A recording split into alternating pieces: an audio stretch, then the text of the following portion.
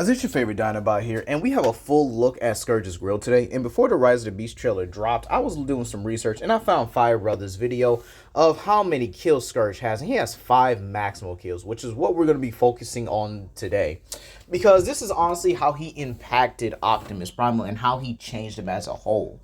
So yeah, let's begin here, and we're only going to be focusing on maximals. Now, 5 maximal kills, that's a huge toll on Optimus Primal, considering the fact that he is described as this rugged, kind of, battle damaged war veteran just trying to keep his troops alive at this point.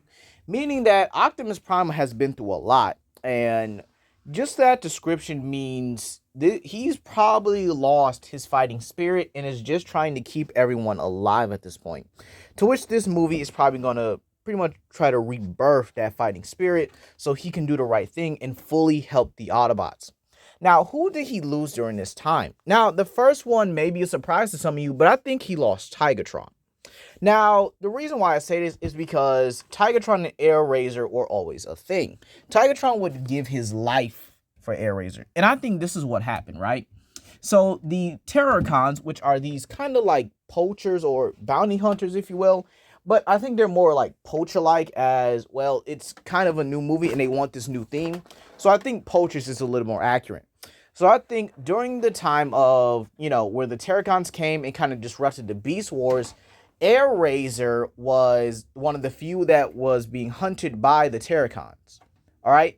Tigatron would basically go out and hunt for her and then save her in the midst of almost being killed by Scourge. This would then in turn lead to Tigatron versus Scourge, to which Air Razor has no other choice but to leave her lover behind. We can only assume Tigatron went out with honor and went out in a pretty decent skirmish in my opinion. And this would lead to Tigatron being probably one of the first few casualties of the Maximals, just due to saving his lover. But it would definitely be a noble one. I think they definitely need to include that in the movie. I swear, Hasbro, you better do it. Next one I have is Nightscream. Nightscream is kind of like the newbie of the Maximals. He's kind of the inexperienced member of the Maximals here. And if we all remember, he turns into a Cybertronian version of a bat. So I think what happened is, again, Nightscream's inexperience kind of just got him killed in this regard. I think that Scourge kind of targeted him because not only was he one of the younger members of the Maximals, he was he really wasn't adept to pretty much hiding. He was also really defiant as well, which would have gotten him killed. Next one I have is kind of a 50-50, but I do think Longhorn was killed here. The reason why I'm saying Longhorn is because the Maximals definitely had a lot of muscle. Longhorn is basically this brawn of the group. He's basically brawn. Autobot brawn. You guys get my point? He's basically that. And I think it would actually be interesting to see him in the movie only for him to basically just get killed off. It would be a good concept, and I think he put up a great fight like he does in the comics. But at the end of the day, I think he would be killed. Next one I have is Depth Charge. Now, there's no doubt about it that Depth Charge would have been one of the few Maximals killed here. And Depth Charge is a powerhouse. The dude is basically like... I think I would have to say he's a bit above Ironhide in here, in this kind of regard here. He's muscle. He's absolute muscle. And I can definitely see a point where it takes all 3 Terracons to beat him, with Scourge delivering the killing blow here. But again, we see Depth Charge take on all 3 Terracons in a 3v1, going out with a bang. Now, next one I have is Silverbolt. Now, Silverbolt probably won't be a Chimera if they do make a Beast Wars movie.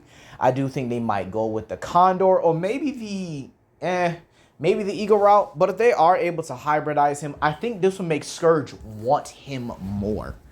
And because it's such a rare find to have a Cybertronian with not only 1, but 2 parts of an animal put together. And I think Silverbolt would have actually sacrificed himself so that he's away from the Maximals when his time comes. And we can only assume that his time coming, he goes out in a blaze of glory. Now, how did this happen? Now, I do think the Beast Wars did happen, with the Predacons being fewer in number than the Maximals. The Maximals probably having the original group here, but with, again, the addition of Tigatron, Depth Charge, Night Scream, Silverbolt, and Longhorn. The Terracons would arrive on Earth seeing this as an opportunity to basically hunt down and collect these trophies. Megatron, seeing the danger that they possesses here, immediately pulls his troops out of the war and immediately tells the Maximals that they should be running too. This means that not only does Megatron care about this, Megatron cares about his troops, making him much more different than the regular Megatron, but this means that he would have saw the threat immediately of these guys and would have simply fled. This means the Predacons are probably in hiding, and the fact that Scourge kind of wants one, as well, he's never killed a Predacon before. And I think that's what's going to affect Optimus Primal here, as they kind of reach to a point where it's like, we need a peace treaty. So during this peace treaty, right, Optimus Primal and his Maximals are simply just more abundant at this time, and they would get hunted down left and right, with the Maximals getting separated on prehistoric Earth, and this will cause them to basically, get folded a lot here by Battle Trap, by Nightbird, and more commonly by Scourge. With Battle Trap probably setting up the traps, and Nightbird possibly being able to stun or if not lure them in, I do think it is very possible that these Terracons, kind of just killed the 5 Maximals.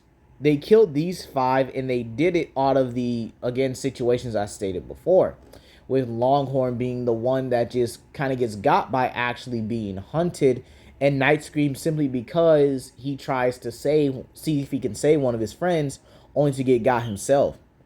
This in turn hurts Optimus Primal badly, to his core, losing his friends because they were being hunted down, basically like the animals they chose, and it hurts him. And he's only able to save and keep the likes of Air Razor, Rhinox, and Cheetor. And I think he had Depth Charge at one point as well. But as we all know, like I said earlier, Depth Charge will probably be not only the toughest, but probably the last Maximal to actually die before the Rise of the Beast movie. Meaning that Optimus Primal simply just has lost, he lost his friends. He's lost a lot here. And this in turn would affect him and make him kind of this, passive leader. It would mean that he was more focused on surviving the Terracons than simply fighting them.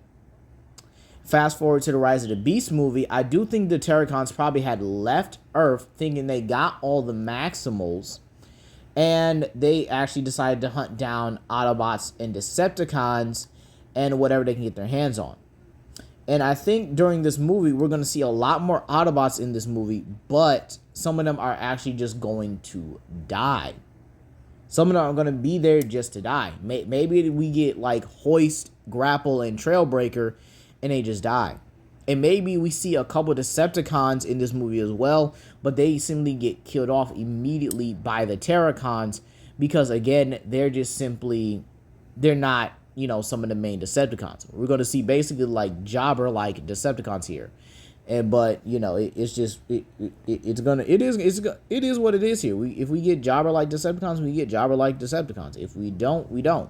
But at the end of the day here, it is going to be apparent that Cybertronians are going to die during this movie.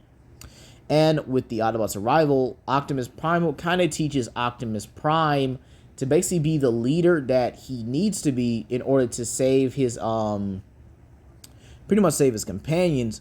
But this also reignites Optimus Primal's battle spirit, and so the Maximals decide to not only get their payback against Scourge, but justice for the Maximals.